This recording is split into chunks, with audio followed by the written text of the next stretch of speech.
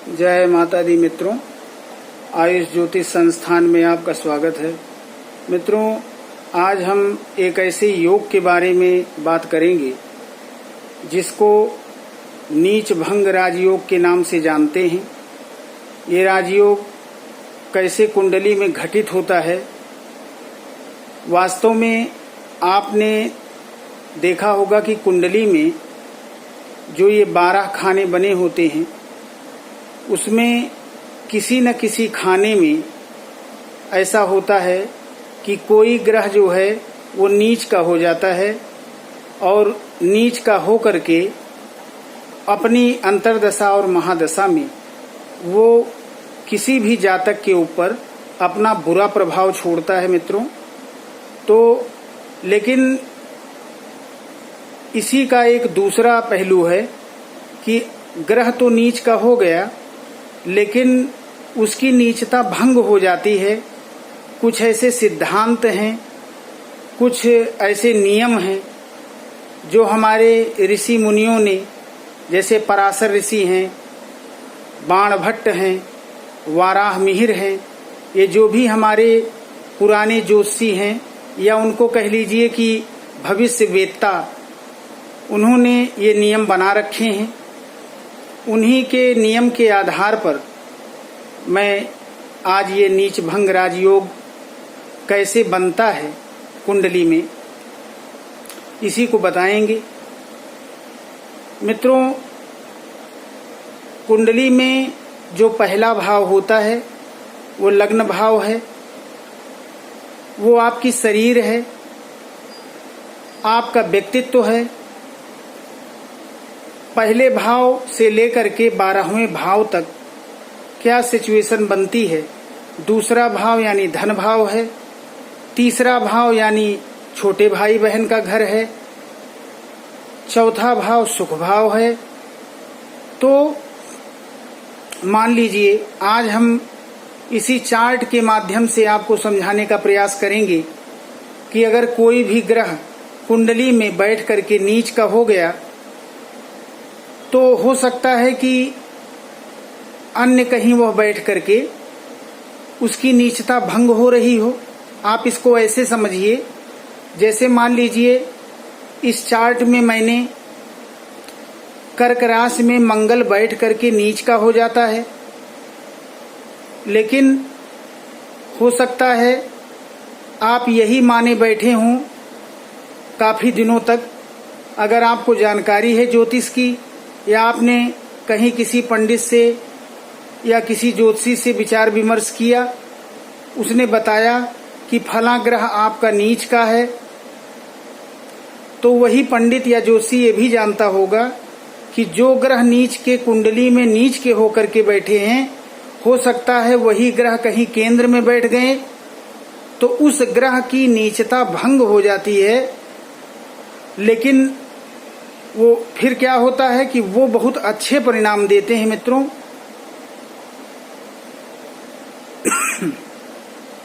तो देखते हैं इस चार्ट के माध्यम से कि किसी भी ग्रह का नीच भंग कैसे होता है, कौन कौन से नियम हैं। अगर उनका नीच भंग हो गया तो मित्रों बहुत अच्छे परिणाम वो देते हैं। जब उनकी महादशा, अंतर्दशा और प्रत्यंतर दशा चल रही होती है तब वो अपने अच्छे परिणाम देने लग जाते हैं। फिर वहां पर नीच वाली बात नहीं होती है। आज इसी विषय पर हम चर्चा करेंगे, तो आइए देखते हैं।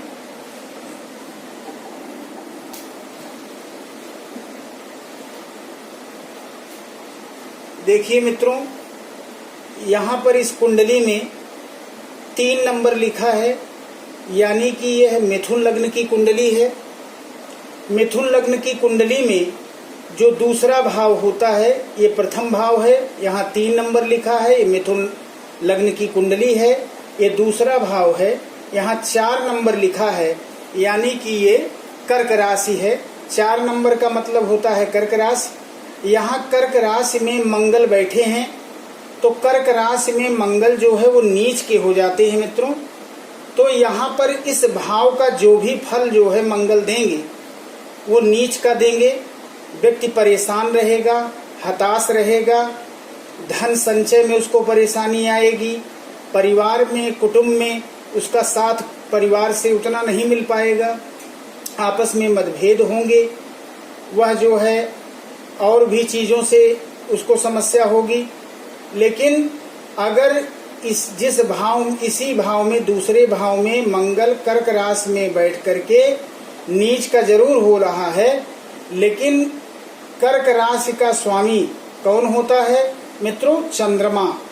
अगर इसी राशि के जो राशिपति हैं यानी कि चंद्रमा अगर यही कहीं केंद्र में बैठ गए, केंद्र स्थान कुंडली में कौन कौन से होते हैं मित्रों? 1, 4, 7, 10, ये क्या है? ये केंद्र स्थान है। 1, 4, 7 और 10 ये केंद्र स्थान है। तो इसके जो राशिपति हैं यानी कि चंद्रमा, यहाँ पर देखिए केंद्र में धनु राशि में बैठे हैं। तो यहाँ पर क्या हुआ? मंगल का नीच भंग हो गया। और अगर ये कंडीशन होती है तो व्यक्ति बहुत अच्छा रिजल्ट उसके सामने आते हैं। ऐसा व्यक्ति जो है अगर उसकी कुंडली में मान लीजिए चंद्रमा की अंतर्दशा या प्रत्यंतरदशा आ गई, तब वो बहुत ही अच्छी स्थिति में होता है। और फिर यहाँ पर मंगल का नीच भंग हो जाता है। तो पहले नियम के अनुसार, दूसरे नियम के अनुसार मित्रों देखिए इसी कुंडली में देखिए यहाँ गुरु जो है वो मकर राशि में बैठा है। यहाँ गुरु नीच का हो जा रहा है। मकर राशि में गुरु नीच का होता है 5 अंश तक। तो ये जो है मकर में गुरु बैठा हुआ है अष्टम भाव में। यहाँ से इसकी दृष्टि जो है मंगल पर पड़ेगी। तो एक नीच ग्रह जो है दूसरे नीच ग्रह को देख रहा है यहाँ से, तब क्या होगा? इस ग्रह की जो नीचता है वो भंग हो जाएगी दूसरे नियम के अनुसार और यह आपको अच्छे फल देने लगेगा। अब तीसरा नियम आ जाइए। आप देखिए मित्रों, यहाँ पर शनिदेव पंचम भाव में तुला राशि में बैठे हैं।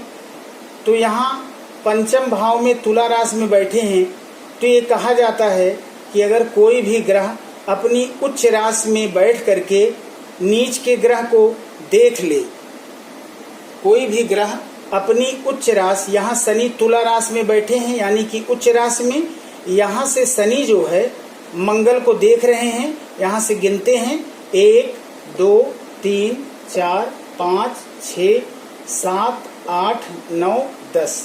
ये देखिए शनि यहाँ पंचम भाव में तुला राशि में बैठ करके मंगल को अपनी 10वीं दृष्टि से देख लिए। तो यहाँ पर मंगल का भी नीच भंग हो जाता है मित्रों। एक नियम ये है। तो कुल मिलाकर के कहने का मतलब ये है। और अगला नियम देखते हैं। मान लीजिए किसी भी नीच, कोई भी नीच ग्रह अपने दूसरे नीच ग्रह को देख लिया, जो दूसरा ग्रह है उसकी दृष्टि नीच ग्रह पर पड़ रही है।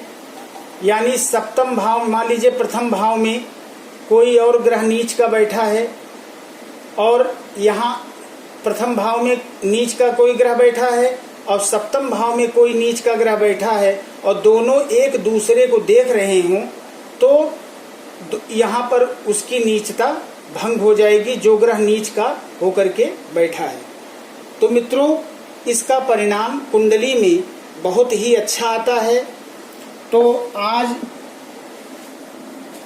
मित्रों हमने नीच भंग राजयोग पर चर्चा की कि ये किस तरीके से इसका निर्माण होता है कुंडली में, कैसे एक ग्रह नीच का हो करके वह जो है दूसरे भाव में, केंद्र भाव में बैठ करके उसकी नीचता भंग होगी।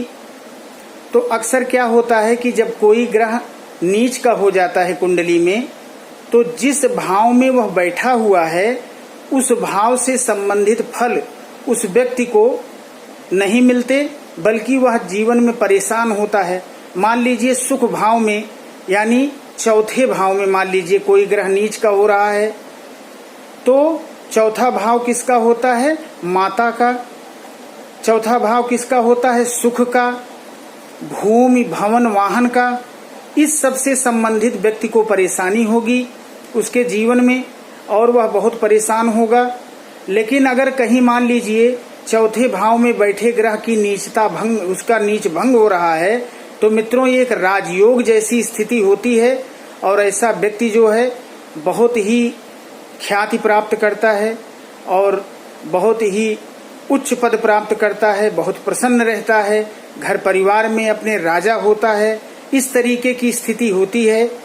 तो मित्रों, आज मैंने इस राजयोग के विषय में चर्चा की जो नीच भंग राजयोग के नाम से जाना जाता है। तो आज के लिए बस इतना ही। मिलते हैं अगले वीडियो में।